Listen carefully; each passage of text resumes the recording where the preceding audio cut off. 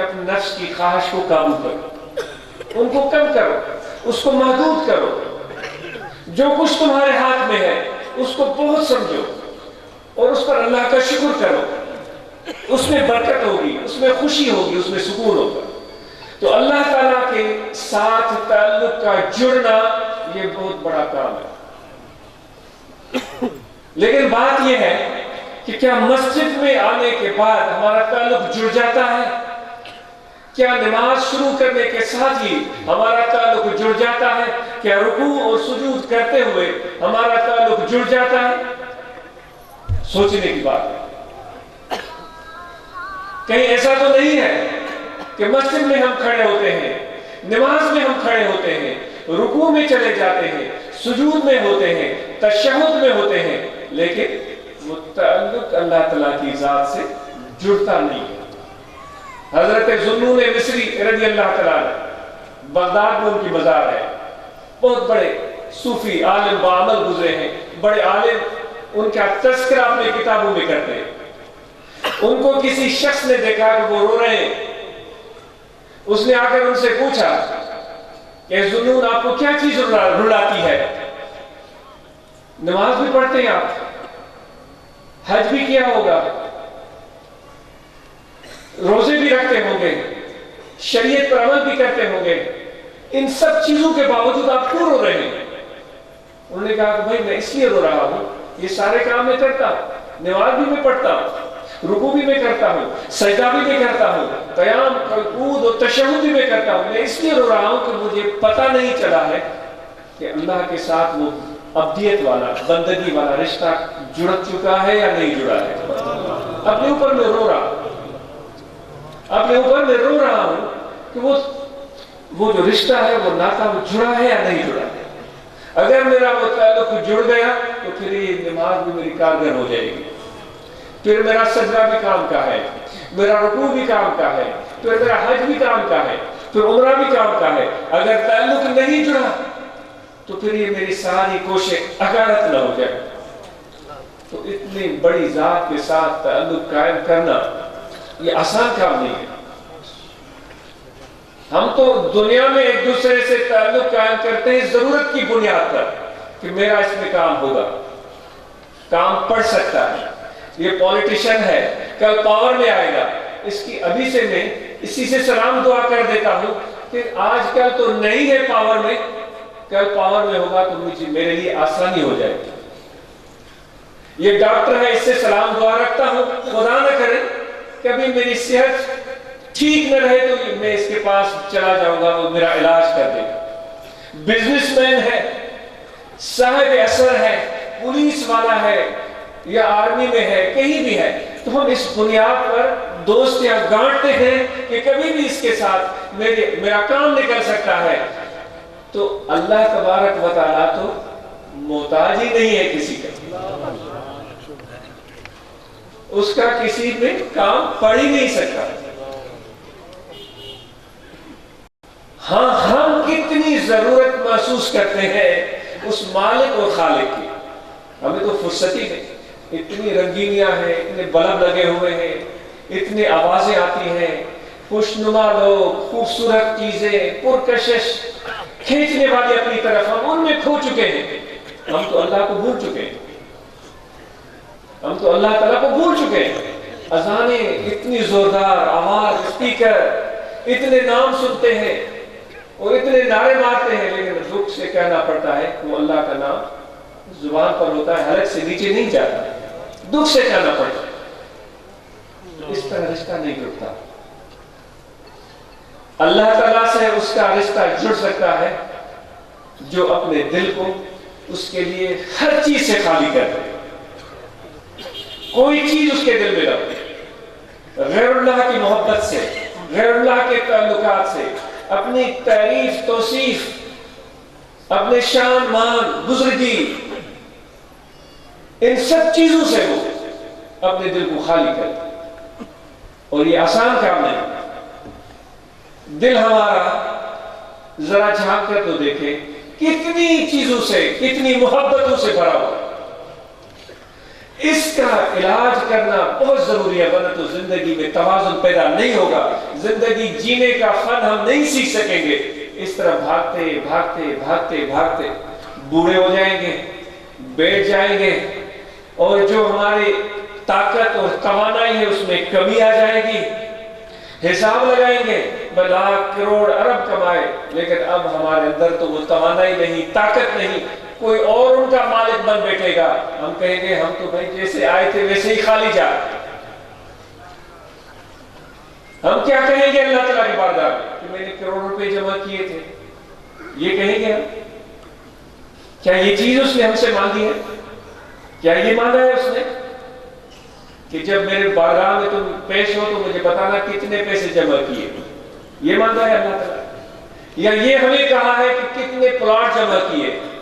یا یہ اس نے کہا ہے کہ کتنے بنگلے بنائے ہیں؟ یا اس نے یہ کہا ہے کہ کتنی شہرت ہے تمہاری، کس قدر لوگ تمہیں پہچانتے ہیں؟ کچھ بھی نہیں کہا۔ یہ تمہاری اور ہماری پسند۔ ہنستے ہیں، پھر ہم شکوہ اللہ سے کرتے ہیں، ہم بھاگتے ہیں خواہشات کے پیچھے، پھر گرتے ہیں، پھنستے ہیں، پھر شکوہ کرتے ہیں کیا میں ہی ایک تھا جو اس مصیبت میں پھنسا؟ وہ بارگاہ سے جو جواب آتا ہے، اے میرے بندے، میں نے تو تجھے یہ سمت نہیں بتائی تھی کہ اس طرف تم بھاگو، میں نے تمہیں یہ نہیں کہا تھا کہ نفس کے کہے پر چلو، میں نے تو تمہیں یہ نہیں کہا تھا خواہشات کو پورے کرنے میں لگ جا، یہ تو تمہاری اپنی پسند ہے۔ میں نے تو تجھے یہ کہا تھا کہ مجھ سے پیار کرو، مجھ سے محبت کرو، اور محبت کے لیے ایک شرط رکھی تھی کہ میری محبت تمہارے دل میں تب آئے گی جب اور ساری محبتیں نکل جائیں۔ تو دوستو یہ کام کرنا، خالق کے ساتھ معاملات کو درست کرنے کے لیے یہ محنت کرنی پڑے گی۔ مخلوق کے ساتھ دوسرا کام ہمیں کیا ہے؟ مخلوق کے ساتھ جو ہمارے معاملات ہیں وہ بہترین رہنے چاہیے، اس کے لیے سچائی چاہیے، دیانت داری چاہیے، چالاکی کی ضرورت نہیں ہے۔ چالاک لوگ اپنی چالاکیوں سے تھوڑی دیر کے لیے تھوڑا سا نفع کما لیتے، تھوڑا سا فائدہ کما لیتے ہیں، لیکن وہ مخلوق کے دل کو جیتنے میں کامیاب نہیں ہوتے۔ ان پڑھ جاہل وہ بھی دل سے کبھی ان سے پیار نہیں کرے۔ مخلوق کا دل ان لوگوں کی طرف جھکتا ہے جن کے دلوں میں مخلوق کے لیے درد ہوتا ہے، جن کے دلوں میں مخلوق خدا کا احساس ہوتا ہے، جو مخلوق کا بھلا چاہتے ہیں۔ تو ہر شخص کا بھلا چاہنے والے ہم سب کو بننا ہوگا۔ جو اپنا ہے اس کا بھی بھلا چاہنے والے، جو پرایا ہے اس کا بھی بھلا چاہنے والے ہم بن جائیں۔ بلکہ جو دشمن ہے اس کا بھی برا چاہنے والے ہمیں نہیں بننا چاہیے، کیونکہ یہ میرے نبی کی سنت ہے۔ میرے آقا مولانا صلی اللہ علیہ وآلہ وسلم کو جس کسی نے ان کے ساتھ دشمنی اختیار کی، ان کو تکلیف پہنچائی، ایذا پہنچایا، آپ کو اپنے گھر سے بے گھر کیا، ہجرت پر مجبور کیا، جنگوں پر مجبور کیا، جنگ نہیں چاہتے تھے آپ، جنگ میں اترنا پڑا، دندان مبارک شہید ہوئے، چہرہ مبارک لہو نہا ہو گیا، تیر برداشت کیے، ساری تکلیفیں برداشت کی، لیکن کبھی بھی کسی کے بارے میں ایک لمحہ کے لیے آپ کے دل میں ناپسندیدگی، میں بغض نہیں کر رہا ہوں، میں نفرت نہیں کر رہا ہوں، میں کینہ نہیں بول رہا ہوں، ناپسندیدگی بلکہ دکھ کبھی بھی آپ کے دل میں نہیں آئی، تو یہ میرے نبی کی سنت ہے۔ سب کا بھلا چاہنے والے میرے نبی تھے، پوری انسانیت کا بھلا چاہنے والے میرے نبی تھے۔ آپ اپنے امتیوں کی کامیابی کے لیے دعا کرتے تھے، جو آپ کی امت سے لڑتے تھے، جھگڑتے تھے، ان کی بھلائی کے لیے بھی دعا کرتے تھے۔ وہ جو سعدی نے کہا ہے، شنیدم کے مردان راہ خدا، دلے دشمن آرا نہ کردند تنگ۔ میں نے سنا ہے کہ ایسے لوگ بھی تھے جنہوں نے کبھی دشمن کے دل کو بھی رنج نہیں پہنچایا۔ تیر چلانا تو بڑی بات، तलवार चलाना तो बड़ी बात, दिल का रंज यानी जिस्म पर तो कोई असर नहीं, कोई थोड़ा सा ऐसा लफ्ज जो दिल पर असर करे, दिल को दुखी बना दे।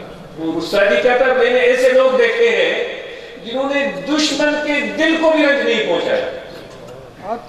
फिर हमें कहता है तुरा के मुयस्सर शबदी मकाम, हमें नसीहत कर, तुरा के मुयस्सर शबदी मकाम के बाद दोस्त तानत जिदालस तो चल, तुझे ये मकाम कैसे मिलेगा? तुझसे तो तेरे दोस्त तंग हैं, तू तो दोस्तों को तंग किए बैठा है, वो दुश्मनों को खुश करते थे। तो आज की इस महफिल में जो आज मैं अपने आप को, अपने नफ्स को, अपनी जात को पैगाम दे रहा हूं वो यही है, अल्लाह के साथ रिश्ता जोड़ने की कोशिश शुरू करनी है। दूसरा ये कि मखलूक खुदा के साथ हमें अपने मामला को ठीक करने के लिए पहले नीयत यही रखनी होगी कि हम किसी की बुराई तो क्या सबका भला चाहे। और जो मैंने आयत करीमा तिलावत की है, अल्लाह ताला फरमाता है मुझसे मांगो सीधे रास्ते पर चलना, एक परवरदिगार इहदिनस सिरातल मुस्तकीम, सीधे रास्ते पर हमें चला। बात तो मुकम्मल हो गई थी, बस सीधा रास्ता है।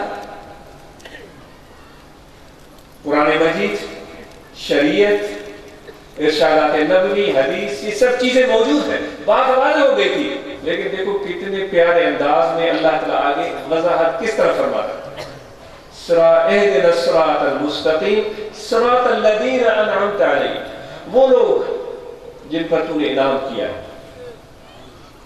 कौन है जिन पर अल्लाह ने इनाम किया? जिनके पास करोड़ों रुपया है, जिनके पास बड़े बड़े बंगले हैं, जिनके पास बड़ी बड़ी गाड़ियां हैं, जिनकी बड़ी बड़ी जायदादें हैं, जिनके बड़े बड़े बैंक बैलेंस है, ये है बड़े लोग।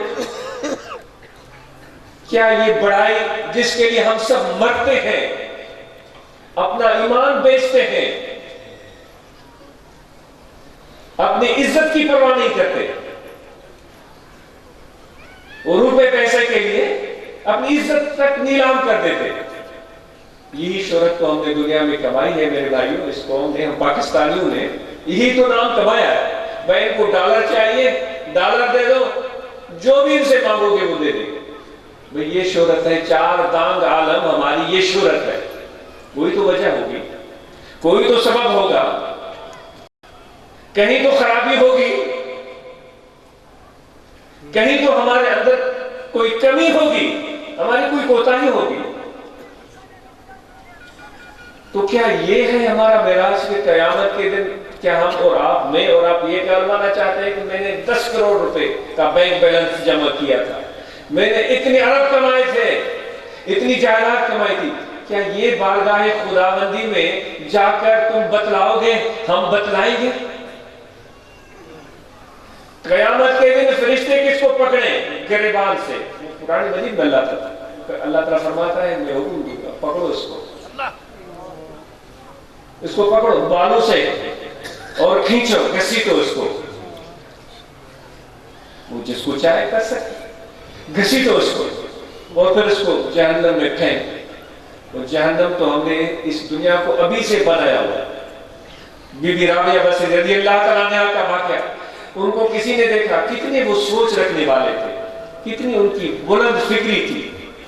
किसी ने देखा तो हाथ में आग, एक हाथ में आग लेकर जा रही है, एक हाथ में पानी का कूजा। लोगों ने पूछा कि बीबी साहबा कहां जा रही है? यानी इतनी खवातीन इतने मकाम पर पहुंची हुई थी और इस कदर उनका इल्मी दबदबा था कि लोग उनसे, उनके पास सीखने जाते थे। तो राबिया बसरी ने कहा कि मैं जा रही हूं किसी काम से। किस काम से जा रही है? उन्होंने कहा मैं जा रही हूं इस पानी से जहन्नम को बुझाने। कूजे में जो पानी है इससे मैं जहन्नम को बुझाने जाता, ये जो आग मेरे हाथ में पकड़ी हुई है इससे जन्नत को जला दूंगी। हम जैसे लोग तो कहेंगे ये तो दीवाना है। लोगों ने कहा कि बीबी साहब क्यों आप जन्नत को जलाना चाह रहे हैं? आप क्यों, वही जुनून मिस्री वाली बात को ज़हन में रखिए, क्यों जहन्नम को बुझाना चाह रही है? उसने कहा मुझे दुख है, मस्जिदों में जितने भी लोग थोड़े या बहुत जो भी जाते हैं, या तो वो जन्नत के शौक में सजदे करते हैं یا جہنم کے ڈر سے، اللہ کی محبت میں کوئی بھی سزا نہیں۔ تو آج میں اس جنت کو ختم ہی کرنا چاہتی ہوں، اس جہنم کو بجھانا چاہتی ہوں، کیونکہ جو سجدے میں جانے والے ہیں وہ جنت اور جہنم سے بالا تر ہو کر اس کی محبت میں جھکے، اس کے عشق میں جھکے، اس کے پیار میں جھکے، اس وہی رشتہ ظلور مصری والی بات، اس رشتے کو محسوس کریں جو اللہ نے ان کے ساتھ جوڑنے کا ارادہ کیا۔ میں نے پہلے عرض کیا تھا کہ دوستی جوڑنے کے لیے کوئی اللہ تعالیٰ کی طرف سے کنڈیشن نہیں ہے۔ جو بھی چرواہا ہے، مزدور ہے، تغاری اٹھانے والا ہے، وہ راج مستری ہے، رکشہ چلانے والا ہے، لوگ اس کے پسینے کی بو سے بھاگتے ہیں، پھٹے پرانے کپڑے ہیں، وہ بھی خدا کی دوستی میں قابل قبول ہے۔ اور اسی طرح وہ شخص بھی جس کو اللہ تعالیٰ نے چند پیسے دے دیے، اس نے اچھے کپڑے پہن لیے ہیں، خوشبو لگا لی ہے، اچھی گاڑی میں جا رہا ہے، وہ بھی اللہ کی دوستی میں قابل قبول ہے۔ دونوں ایک صف میں کھڑے، دونوں ایک صف میں کھڑے۔ جس طرح مسجد میں ہم جاتے ہیں تو سب لوگ ایک ساتھ کھڑے ہو گئے، تو کوئی تقسیم نہیں ہوتی کہ یہ قاری صاحب ہے، یہ عالم صاحب، یہ پیر صاحب، سب ایک صف میں کھڑے۔ تو میرے دوستو، اللہ تبارک و تعالیٰ کے ساتھ اس رشتے کو جوڑنے کی بات آپ اور ہم پوری طرح سمجھ چکے ہوں گے۔ تو میرا رشتے اس کو کھینچ کر جا رہے ہوں اور اس کو بالوں سے گھسیٹ رہے ہوں، اور ہم میں سے جا کر کوئی کہے کہ حضرت اس نے تو 10 کروڑ بینک بیلنس بنا لیا تھا، یہ تو ایم پی اے تھا، یہ تو لاہور میں سے اسمبلی کا ممبر منتخب ہوا تھا، یا یہ شخص وہ ہے جس نے اتنے بڑے پلاٹ بنائے تھے، اتنی بڑی جائیدادیں بنائی تھی، تو آپ بتائیے کیا اس کو فرشتے چھوڑ دیں گے؟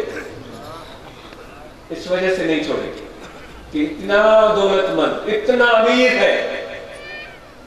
اگر چھوڑیں گے تو اس بنیاد پر چھوڑیں گے کہ کیا واقعی اس نے اللہ کو راضی کیا یا نہیں کیا،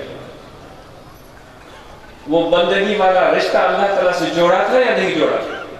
اور جس کا رشتہ جڑ جاتا ہے، جس کا تعلق قائم ہو جاتا ہے، وہ اللہ تعالیٰ کی وہ ذات ہے کہ دنیا میں بھی اس کو عزت سے نواز دیتی ہے اور آخرت میں اس کو سرفراز اور بلند فرما دیتی ہے۔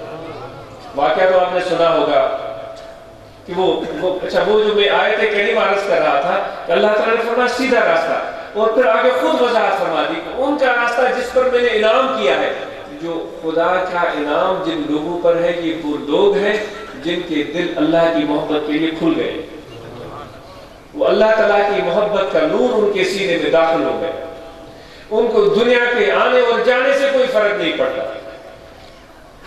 اگر وہ امیر بن جائے تو بھی الحمدللہ، اگر مسکین غریب اور کنگال بن جائے تو بھی ان کو فکر نہیں ہوتی، کیونکہ وہ جانتے ہیں کہ جس نے پیدا کیا ہے، جس نے انسان بنایا ہے، جس نے جسم دیا ہے، جس نے جسم میں روح بخشا ہے، وہ ہمیں دیکھ رہا ہے۔ وہ جس حال میں بھی رکھے گا، جہاں بھی رکھے گا، اسی میں ہماری نجات ہوگی، اسی میں ہماری کامیابی ہوگی، اسی میں ہماری فلاح ہوگی، اسی میں ہماری ترقی ہوگی۔ تو اپنے معاش کے لیے خوب محنت کریں، اپنے کاروبار کے لیے بھرپور محنت کریں، لیکن ان دو باتوں کو ہمیشہ ذہن میں رکھیں کہ اللہ تبارک و تعالیٰ سے محبت کا رشتہ جڑ جائے، اور اس ذکر کو اختیار کرنے کی دعوت اس لیے دی جاتی ہے تاکہ ہمارے دل سے اور محبتیں ختم ہو، دل خالی ہو جائے، دل صاف ہو جائے، دل پاک ہو جائے، تاکہ اللہ تعالیٰ کی محبت اس دل میں پیدا ہونا شروع ہو جائے۔ تو اس ذکر کی دعوت ہے آپ سب دوستوں کو۔ بائیں جانب انسان کا دل ہے، اس دل میں ہمیشہ توجہ رکھیں، کھڑے بیٹھے لیٹے سوئے جاگے 24 گھنٹے یہ دل آپ کا اللہ کے حوالے ہے۔ اس میں اور کوئی یاد، اس میں اور کوئی بات، اس میں اور کوئی تعلق پنپ ہی نہ پائے، بس ایک ہی یاد ہو، اللہ اللہ اللہ اللہ اللہ اللہ۔ یہ ذکر کرنا شروع کر دیں، یہ مردہ دل ہے یہ زندہ ہو جائے، یہ اجاڑ دل ہے اس میں محبت کے پھول کھلیں گے، یہ ویران ہے یہ پریشان ہے، انشاءاللہ اس میں اطمینان اور سکون پیدا ہوگا. یہ غمگین ہے، اس میں خوشیاں آئیں گی، اس میں مسرت آئے گی. کیونکہ خوشی اور مسرت تو تب ملتی ہے جب محبت سچی دل میں پیدا ہو. اور محبت سچی کون سی ہے؟ وہ اللہ کی ذات کی محبت ہے. کیونکہ اللہ تعالیٰ خود فرماتا ہے انما ولیکم اللہ ورسولہ. وہ آپ کے ساتھ میرے جو رشتے کی بات تھی وہ اللہ تعالیٰ خود فرماتا ہے کہ میں ہوں تمہارا دوست. وہ خود کا اور کوئی نہیں ہے، میں ہوں تمہارا دوست. انما ولیکم اللہ، اور کوئی نہیں ہے، میں ہوں تمہارا دوست. سب کو کر، رکشہ چلانے والا، تغارے اٹھانے والا، بزنس مین، ڈاکٹر، انجینئر، جتنے بھی لوگ، میں ہوں تمہارا دوست. اتنی بھی عزت افزائی کہیں آپ نے دیکھی ہو؟ کوئی ایم پی اے کسی کو کہے، جانتا بھی نہیں، بھائی میں ہوں تمہارا دوست. کسی رکشہ چلانے والے کو بول دے کہ میں ہوں تمہارا دوست. اللہ تعالیٰ سب کو کہا میں ہوں تمہارا دوست. ادھر ادھر کیوں بھٹکتے ہو؟ اس سے کیوں دوستیاں گاڑنے کی کوشش کرتے؟ آ جاؤ میرے ساتھ، کر لو دوستی، میں تیار ہوں تمہارے ساتھ دوستی کرنے کی. کیا ایسے یہ پیغام نہیں مل رہا؟ یہ کیا ایسے پیغام یہ نہیں مل رہا؟ میں ہوں تمہارا دوست اور کوئی نہیں ہوں، میں ہوں تمہارا دوست اور پھر میرا رسول تمہارا دوست. تو آئیے آج ہم عہد کریں کہ میرے پروردگار تمہارے اس پکار پر ہم لبیک کہتے ہیں، ہم دوستی کے لیے تیار ہیں. اور یہ کہ ہمارا دل جو ہے وہ تمہارا ہی گھر بن جائے اور کچھ چیز اس میں باقی نہ ہو. پھر آپ کے لیے اس دنیا میں سکون اور اطمینان کے دروازے کھل جائیں، خوشیوں کے دروازے کھل جائیں. وہی جہنم میں ہم اپنی زندگی کو خود بناتے ہیں، مشکلات میں بھی ہم خود ڈالتے ہیں. اب ظاہر جو ہے تمہارا وہ مخلوق کے ساتھ ہو، ہاتھ، آنکھیں، پاؤں، آپ کے سارا جسم، دنیا داری، کاروبار، لین دین، ملنا جلنا 24 گھنٹے. کوئی نہیں کہہ رہا ہے آپ کو کہ آپ مسجد میں بیٹھ جائیں، کوئی نہیں کہہ رہا ہے کہ آپ چلے میں بیٹھ جائیں. 24 گھنٹے کام کریں، لوگوں سے ملے، خوب بڑھے آگے. بس ایک دل ہے جس کو سب ان چیزوں سے آزاد کرتے ہوئے اللہ کا گھر بنا. اس دل میں اور کوئی گھسنے نہیں پائے گا سوا اللہ تعالیٰ کی محبت کی. تو پھر اللہ فرماتا ہے کہ تمہیں پتا ہونا چاہیے کہ مجھے بھی آسمان میں رہنا پسند نہیں ہے، مجھے بھی زمینوں پر میں سماتا نہیں ہوں، پہاڑوں پر میں سماتا نہیں ہوں، عرش اور کرسی بھی میرے لیے ناکافی. میں تو تمہارے دل میں رہنا چاہتا ہوں. وہ خود کہہ رہا ہے کہ میں ہوں تمہارا دوست، انما ولیکم اللہ، اور کوئی نہیں ہے، میں ہوں تمہارا دوست. پھر کہتا ہے میں کہیں بھی نہیں رہتا، میں تمہارے دل میں رہتا ہوں. بھئی آپ ذرا کچھ، وہ بڑائی صاحب کہتا ہے پانے ایندم ہو تو کچھ عام بھنگ بھری تھیا. اس آیت کا سارا مفہوم بڑائی نے بیان کر دیا کہ میرا دوست تو خود آ رہا ہے میرے طرف. دیکھو دیکھو ذرا محسوس کرو اس چیز کو. یہ زبان سے بولنے کی بات نہیں ہے، یہ دل اور روح سے محسوس کرنے کی بات ہے. جو اللہ نے ارشادات فرمائے ہیں ان کو ذہن میں رکھو، میں ہوں تمہارا دوست. اور پھر وہ کہتا ہے میں کہیں نہیں رہتا، آسمان، عرش، کرسی، کچھ کہیں بھی نہیں، میں تمہارے دل میں رہتا ہوں. بڑائی صاحب اس کا ترجمہ کرتا ہے میرا دوست تو خود چل کر میری طرف آ رہا ہے، مجھے بھی تو کچھ شرم آنی چاہیے کہ میں بھی تو 2 قدم اٹھاؤں آگے، میں بھی تو 2 قدم آگے اٹھاؤں.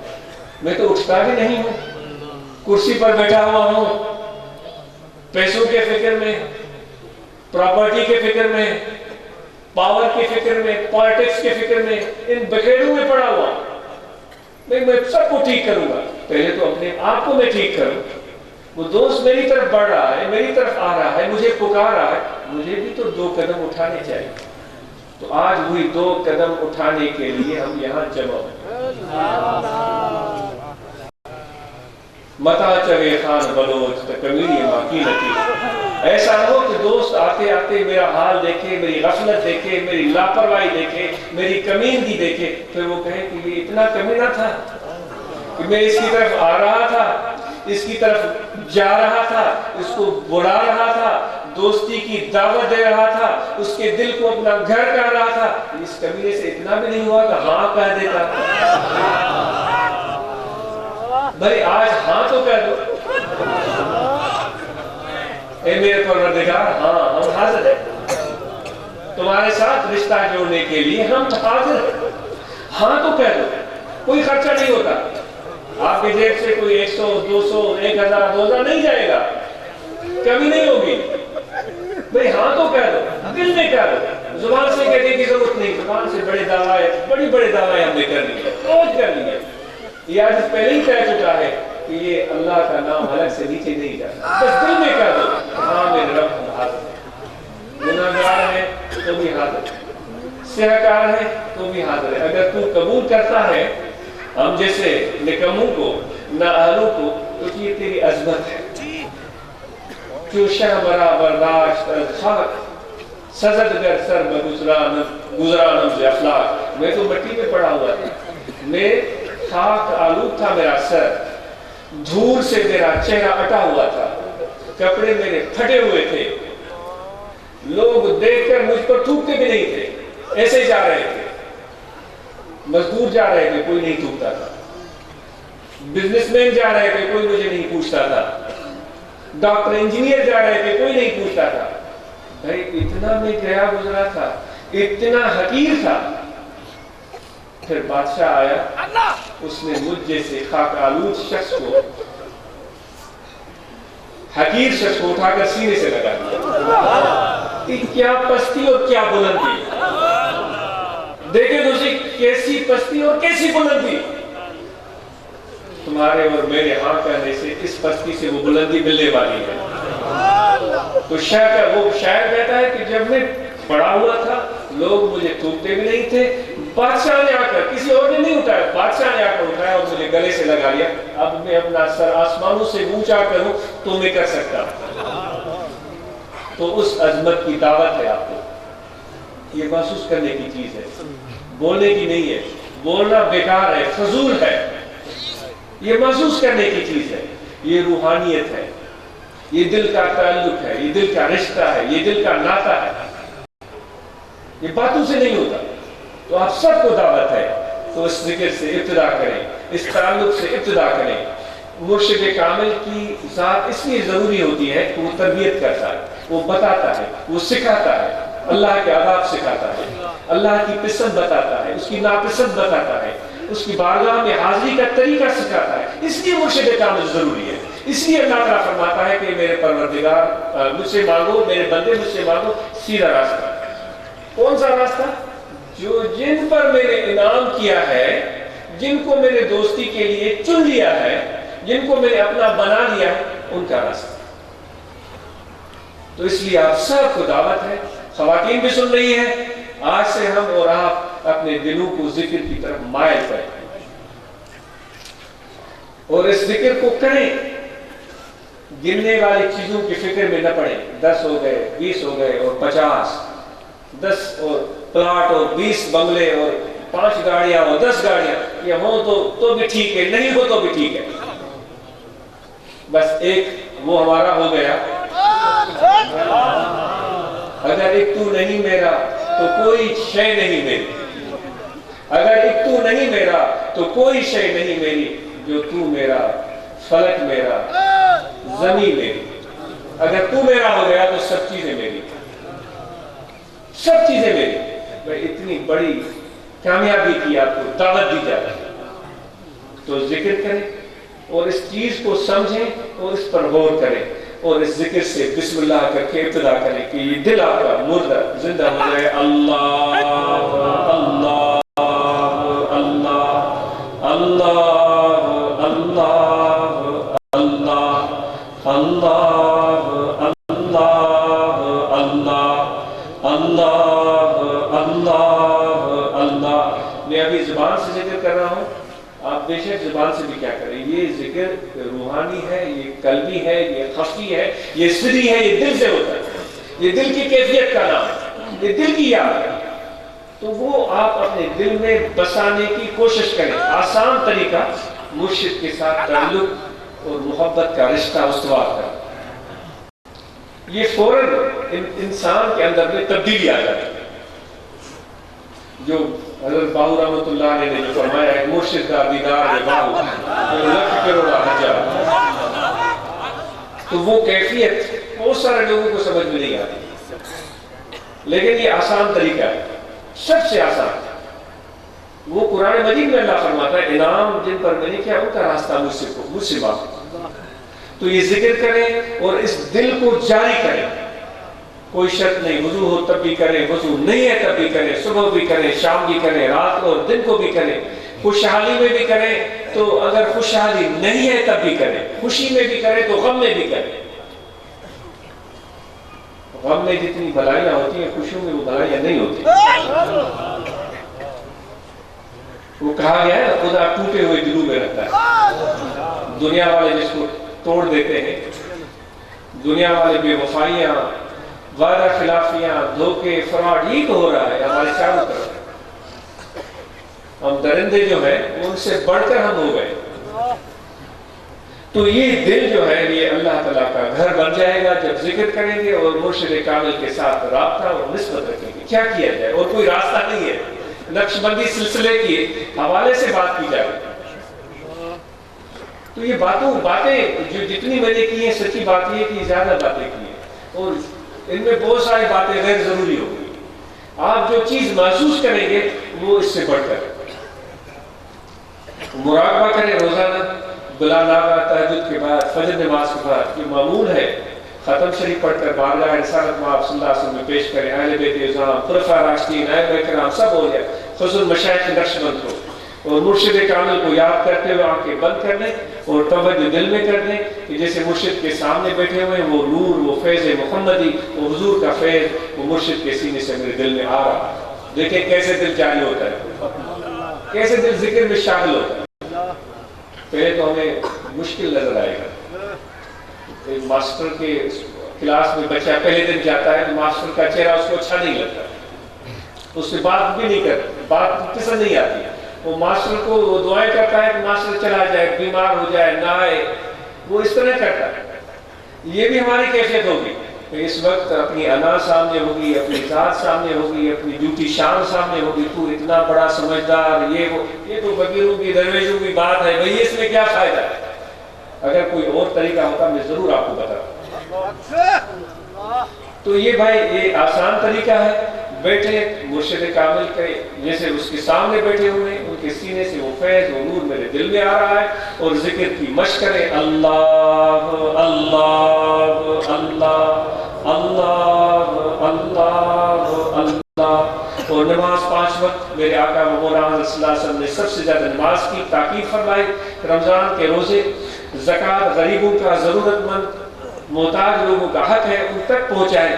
حج ہے تو زندگی میں ایک بار صاحب حیثیت پر فرض ہے وہ بلا دیر حج ادا کرے۔ زکوٰۃ سال میں ایک بار واجب ہوتی ہے، ضرورت مند لوگوں تک پہنچائے، سنتوں کی پیروی کریں۔ اخلاق اور کردار کی بات تو پہلے ہو چکی ہے۔ مسواک استعمال کرنا سنت کی نیت سے یہ بہت بڑا ثواب ہے۔ اس طرح کے دانت، منہ، زبان، ان کی صفائی، خود پیسٹ برش وہ بھی استعمال کریں، مسواک سنت کی نیت سے استعمال کریں۔ اگرچہ بغیر مسواک کے وضو بھی ہو جاتا ہے، نماز بھی، لیکن یہ سنت ہے، اس کا ثواب زیادہ ہے۔ بغیر امامہ کے نماز ہو جاتی ہے، امامہ باندھنے سے ثواب زیادہ ہوتا ہے۔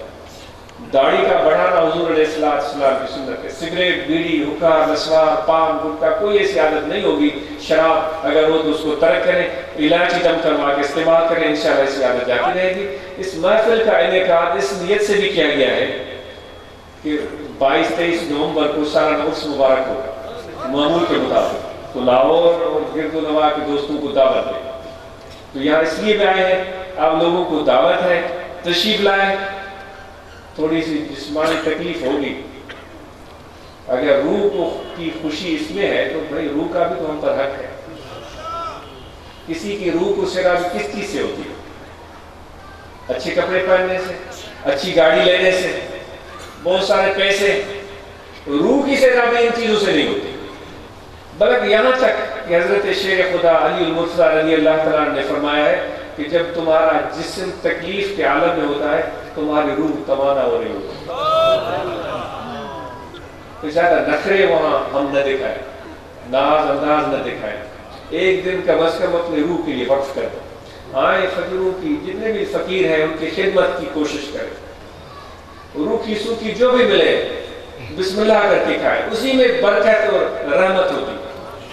وہی حضرت شیخ خدا کا ذکر پھر آتا ہے، ایک شخص مسجد نبوی میں یا مدینہ میں کہیں بھی اس نے پوچھا کہ بھائی امیر المومنین کہاں ہیں، جو جہاں پر بھی تھے، بغداد میں تھے یا مدینہ میں، مقام بھول گیا، تو وہ ادھر ادھر دیکھ رہا، اس نے کہا یہیں پر ہو گئے، تو ادھر ادھر اس نے کہا یہ تو کہیں نظر نہیں آ رہے، بادشاہ، امیر المومنین، حکمران کہیں نظر، تو وہ سامنے دیکھو، اس نے اس طرف دیکھا، ایک شخص خستہ حال، مٹی کا برتن، اس میں پانی اور باسی روٹی سوکھی ہوئی، وہ پانی میں بھگو کے آہستہ آہستہ وہ کھا، اس نے کہا یہ ہے امیر المومنین علی المرتضیٰ رضی اللہ عنہ۔ تو وہ فرما رہے ہیں کہ تمہارا جسم بھوکا ہو، تکلیف ہے، تو تمہارا روح توانا ہو رہا ہوتا ہے، اب تمہاری مرضی ہے، اگر روح توانا ہو جائے گا تو پھر تمہاری جو خوشی اور مسرت ہے وہ دوبارہ ہو جاتی ہے، پھر ہر طرف تمہیں گلستان ہی گلستان نظر آئے گا۔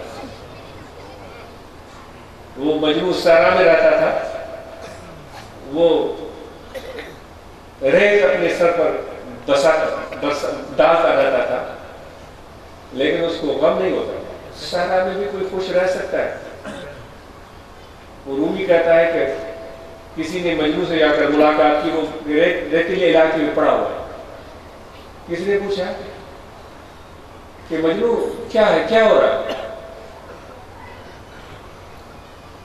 اس کو کہا کہ ازلیلا چمی خواہی ہے مسکین، اے مسکین، ایک غریب بے وقوف لیلا سے چاہتا کیا ہے؟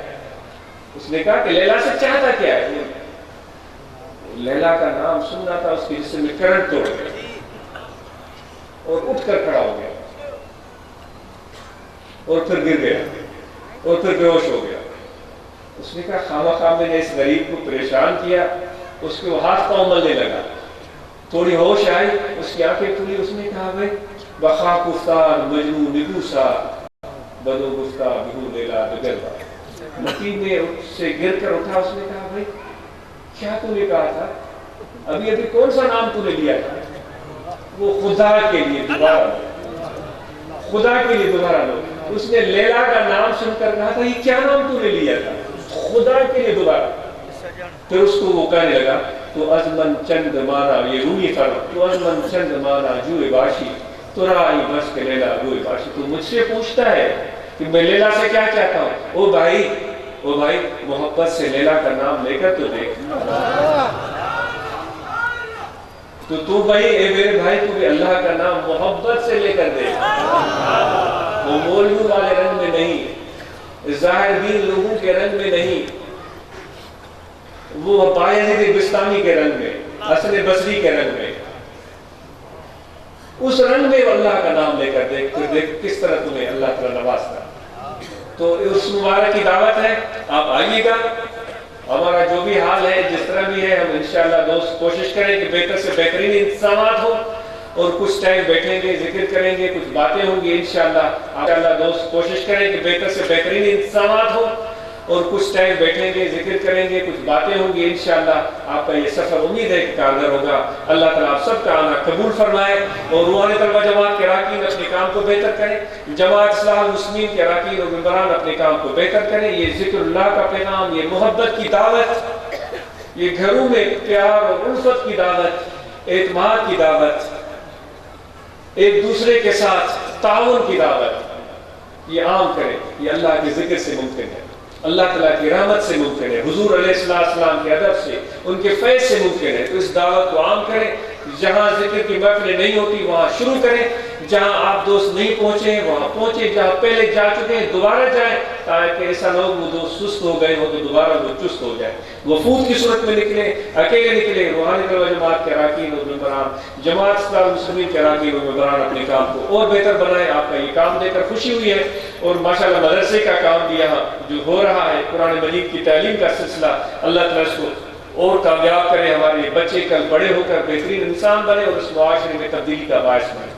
دعا کی جاتی ہے. جو بھی دوست دعائیں پڑھنا چاہے توبہ کی نیت سے, بیعت کی نیت سے وہ اپنے ارادے کے مطابق دعائیں پڑھیں. بسم اللہ الرحمن الرحیم. آمنت باللہ وملائکتہ وکتبہ ورسلہ واليوم الآخر والقدر خیرہ وشرہ من اللہ تعالی والبعث بعد الموت. أشهد أن لا إله إلا الله وحده لا شريك له وأشهد أن محمدا عبده ورسوله. أستغفر الله تعالى ربي من كل ذنب وأتوب إليه. دعا کے لیے ہاتھ اٹھائیں. ہم سب کے لیے دعا ہے جو نیک مقاصد اور ارادے لے کر آئے ہیں, جو مشکلات اور پریشانیاں ہیں, ان سب کے لیے دعا ہے.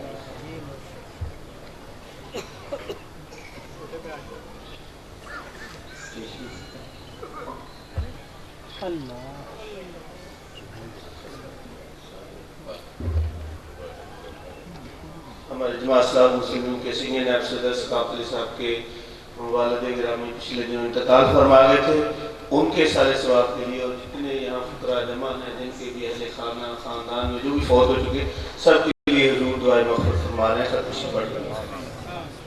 علم شریف اور درود شریف پڑھ رہے ہیں.